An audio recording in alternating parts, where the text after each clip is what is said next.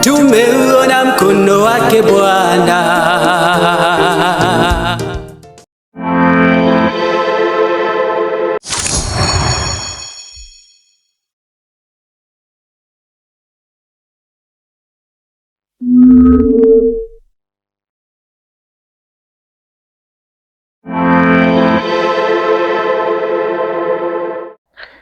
Est-ce que tu es au courant que la vie victorieuse commence lorsque tu arrêtes de laisser les autres écrire ton histoire?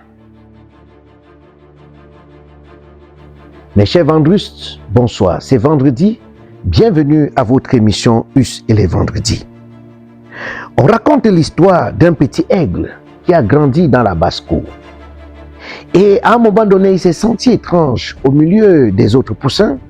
Il a demandé à la mère poule: pourquoi je suis ainsi? La mère poule lui dit: oh, ne te dérange pas, ne regarde pas les autres, c'est comme ça que tu es, c'est ta façon d'être et tu dois te sentir à l'aise au milieu des champs.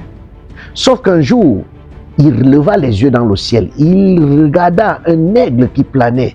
Il s'est dit: waouh, c'est extraordinaire, si je pouvais planer comme cet aigle. Il avait oublié qu'il était l'aigle.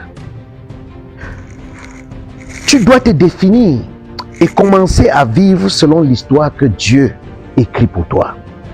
Tu ne dois pas vivre l'histoire des autres. Et pour que tu permettes que l'histoire de Dieu se réalise dans ta vie, tu dois te méfier des évaluations des autres. Tu dois t'auto-évaluer toi-même.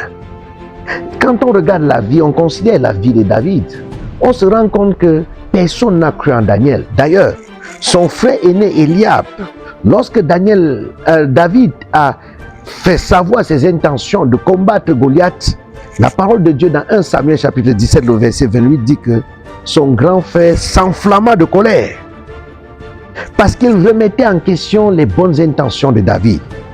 Même le roi Saül a sous-estimé David en déclarant: tu ne peux pas aller te battre contre ce Philistin car tu es jeune garçon et lui c'est un homme de guerre depuis sa jeunesse. 1 Samuel chapitre 17, le verset 33.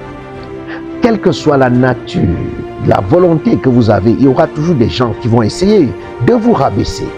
Il y aura des gens qui vont essayer de te ridiculiser, mais tu dois tenir bon. Il y a des gens qui, s'ils ont alors l'autorité, c'est fini. Sois ton patron. Quel que soit ce que tu fais, on t'insulte, tu ne sais à rien. Il y a même des parents qui rendent leurs enfants inutiles. Tu es nul, tu ne peux rien devenir. Il y a même des enseignants qui ridiculisent leurs élèves parce qu'ils voient quelque chose de unique et de spécial. Pour ne pas dire qu'il y a des maris qui ne valorisent pas leurs épouses ou les épouses qui ne valorisent pas leurs époux. Et parfois, ça crée un choc. Et on se dit: oh, ça ne vaut pas la peine, je suis nul. Donc non. Goliath lui-même se moqua de David. Il éclata même de rire. Il dit: tu ne ressembles pas à un guerrier. Tu n'en es même pas un. Mais David savait qu'il était quelque chose. Qu'il était choisi par Dieu et convaincu que Dieu l'appelait à agir. Quand les gens vont te ridiculiser, il faut être sûr d'où tu vas et de celui qui t'a créé. Comment te vois-tu au moment où tu reçois ce message? Le plus grand problème n'est même pas ce que les autres pensent ou disent de toi, mais ce que tu dis de toi-même. Quelle est la version originale de ta vie que tu connais? Oh, si tu penses que tu n'es rien, ou qu'il y a des choses qui te dérangent, il faudrait faire très attention. Pour y arriver, je te propose 2 choses à éviter. De se comparer aux autres, il faut être ce que tu es. Il faut être fier de ce que tu es. Et alors, tu vivras la meilleure version de ta vie. L'autre ne sert à rien. Se limiter à son passé. Ta vie ne doit pas être construite dans le passé, mais continue à regarder l'avenir avec Dieu. Ton passé n'a pas à définir ton futur. Concentre-toi où Dieu t'amène. Rappelle-toi que tu es formé d'une manière étonnante et merveilleuse. Somme 139, le verset 14. Et que Jésus a payé ta dette par sa propre vie. Ça veut dire que tu n'es pas n'importe qui. Tu es une personne précieuse. Ainsi, la prochaine fois que quelqu'un te dit quelque chose de blessant, t'insulte, te ridiculise, te rend inutile ou te fait te sentir comme un petit poussin étrange, souviens-toi que tu es un aigle.